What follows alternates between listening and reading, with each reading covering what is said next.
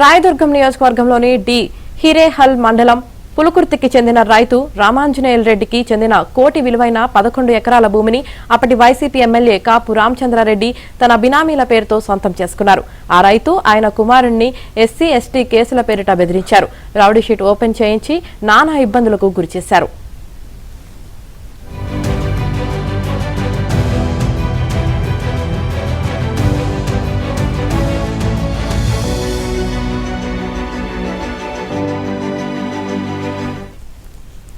గుంటూరు జిల్లా పొన్నూరు నియోజకవర్గంలో అప్పటి ఎమ్మెల్యే కిలారి వెంకట రోసయ్య అండదండలతో మట్టి మాఫియా చెలరేగిపోయింది.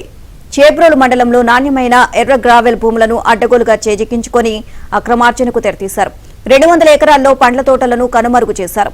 వీరనాయకునిపాలెం గ్రామంలో దశాబ్దాల క్రితం ప్రభుత్వం దళితులకు ఇచ్చిన అసైన్డ్ పంట భూముల్లో పాగా వేసి దళితులను తరిమేసి ఎదురు కేసు పెట్టి మట్టి తవ్వకాలు సాగించారు.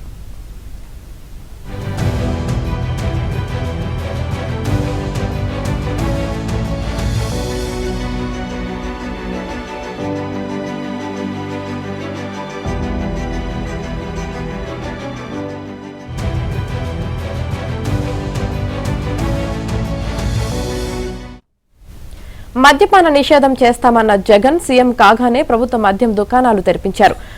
కప్పం కట్టని బ్రాండ్ కంపెనీలను రాష్ట్రం నుంచి తరిమేశారు. ముడుపులు ఇచ్చిన కంపెనీలకే ఆర్డర్లు ఇచ్చారు. రాష్ట్రంలోని డిస్టిలరీలను బలవంతంగా లాక్కున్నారు. సొంత బ్రాండ్లను సృష్టించారు.